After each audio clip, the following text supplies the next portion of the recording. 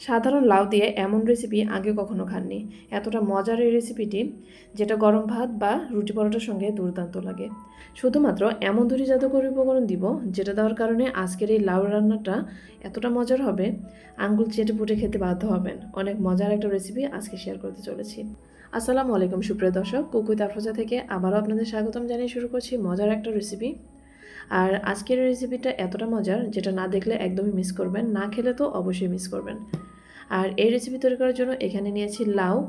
এখানে আগে আমি লাউ কেটে ধুয়ে ছোট করে ঠিক এরকম সাইজের পাতলা করে কেটে নিয়েছি। এখন নিয়েছি 1 টেবিল চামচ পরিমাণ পোলোয়ার চাল। আর এই পোলোয়ার চাল আমি কখন কোন কাজে লাগাবো সেটা কিন্তু ভিডিওতে দেখতে পারবেন। এখন এই পোলোয়ার চালের মধ্যে দিয়ে দিব পানি। ভালো করে ধুয়ে এই পোলোয়ার চাল ভিজিয়ে রাখবো প্রায় 10 থেকে 15 মিনিটের মতো। এদিকে চুলোয় একটি কড়াই বসিয়ে দিয়ে তাতে দিয়ে দিলাম পানি। এখানে প্রায় 2 কাপের মতো পানি দেওয়া হয়েছে। আর দিয়ে দিলাম কাঁচামরিচের ফালি। এখানে 10 থেকে 12টি কাঁচামরিচ নিয়েছি, ফালি করে কেটে দিয়েছি। আর দিয়ে দিলাম হাফ চা চামচ পরিমাণ হলুদের গুঁড়া।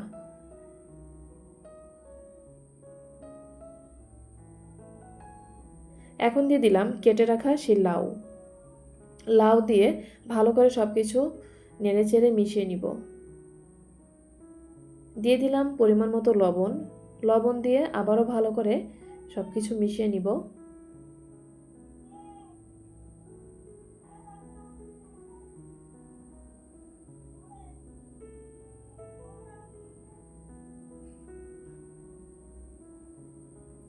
এখন একটু ঢাকনা দিয়ে ঢেকে এই লাউ সিদ্ধ করে নিব। লাউ সিদ্ধ হতে হতে এদিকে কিছু উপকরণ গুছিয়ে নিব। তার জন্য এখানে আমি নিয়েছি রসুন আর নিয়েছি পেঁয়াজ। বেশ কয়েকটা রসুনের কোয়া নিয়েছি বড় সাইজের একটা পেঁয়াজ। এখন রসুন আর পেঁয়াজ এভাবে একটু থেতো করে নিব।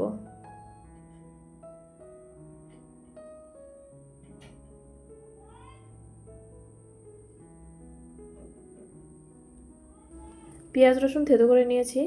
আর এদিকে লাউও অনেকটা সিদ্ধ হয়ে এসেছে।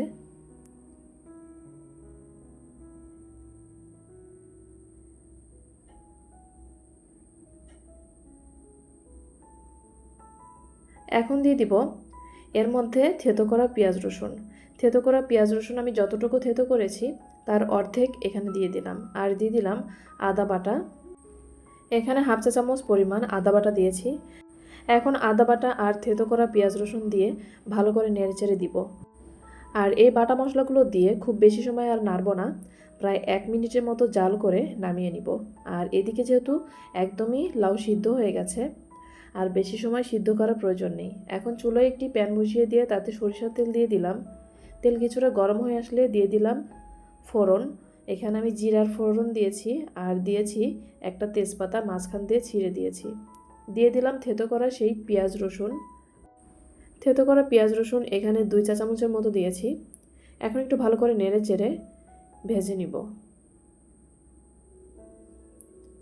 কিছু সময় ভেজে নিয়ে এর মধ্যে দিয়ে দিলাম চিংড়ি মাছ। আমি প্রথমেই বলেছি এমন কিছু জাদুকরী উপকরণ দিব যেটা দিলে এর টেস্টটা অনেক গুণে বেড়ে যাবে।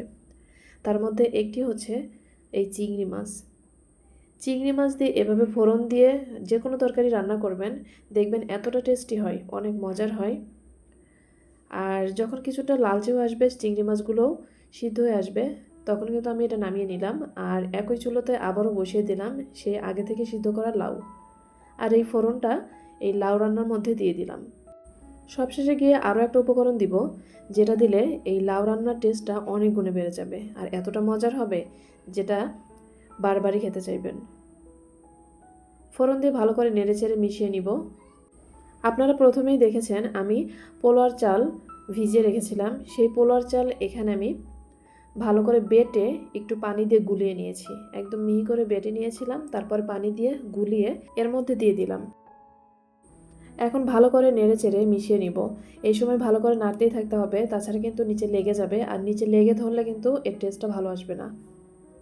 পোলার চালের এই মিশ্রণটা দেওয়ার কারণে লাউয়ের এই রান্নাটা যে এতটা মজার আর এত সুন্দর একটা ফ্লেভার বের হয়, যেটা ভাত দিয়ে খেতে জাস্ট অসাধারণ লাগে।